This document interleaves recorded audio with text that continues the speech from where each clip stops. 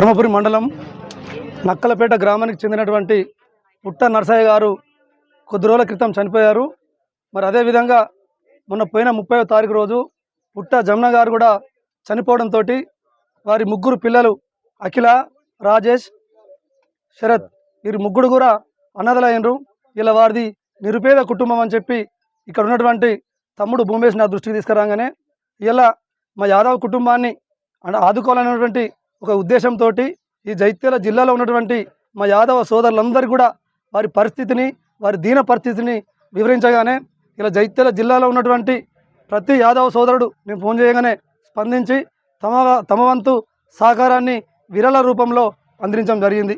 ఇవల్ల ఆ విరాళాలకు సంబంధించి 86,051 రూపాయని ఇలా నక్కలపేట గ్రామంలోని బాధిత కుటుంబానికి ఇవాళ అందజేయడం జరిగింది.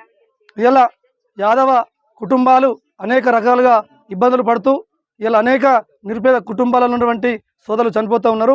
మరి ఇలా మొన్న పైడిమడు గ్రామంలో కూడా నిరుపేద కుటుంబానికి చెందినటువంటి మేకల ఆసన్న చనిపోవడంతో అక్కడ కూడా ఇలా వారి కుటుంబాన్ని ఆదుకోవడం కోసం 85,221 రూపాయి ఇలా పైడిమడు గ్రామంలో ఉన్నటువంటి మేకల ఆసన్న కుటుంబానికి ఇచ్చి ఇలా మా యాదవులందరం కూడా అండగా నిలిచినాం.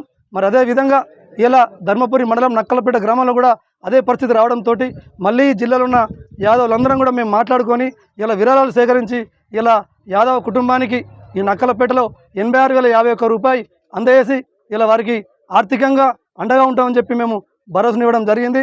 రానున్న రోజులలో వీళ్లకు ఎలాంటి ఇబ్బందులున్నా, ఇంకా ఎలాంటి అవసరం ఉన్నా ఇలా మా యాదవులందరం కూడా అండగా నిలుస్తామని చెప్పి ఈ జైత్యాల జిల్లాలో ఉన్నటువంటి ఏ గ్రామంలోనైనా నిరుపేద కుటుంబానికి చెందిన వ్యక్తులు ఆపదవశాత్తు చనిపోతే తప్పకుండా వాళ్ళకు కూడా ఇదే విధంగా మేము అందరం అండగా ఉంటామని చెప్పి తెలియజేస్తూ ఉన్నాం.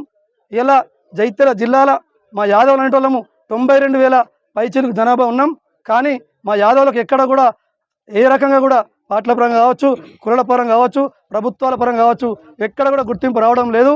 ఇలా మా యాదవులందరూ కూడా ఈ జిల్లాలో ఏకం చేసి ఇలా మా యాదవులను ఈ జిల్లాల యాదవుల ఆత్మ గౌరవాన్ని నిలబెట్టే విధంగా మా యాదవ సోదరులందరం కూడా గ్రామాన యాదవులను తట్టి లేపి వాళ్ళ మనసును చూరగొని ఇలా జైత్యాల జిల్లాల యాదవుల ఆత్మ గౌరవాన్ని నిలబెట్టుకొని ఒక సంఘాన్ని తయారు చేసుకొని ఇలా మా హక్కులను సాధించమని చెప్పి తెలియజేస్తూ ఉన్నాం.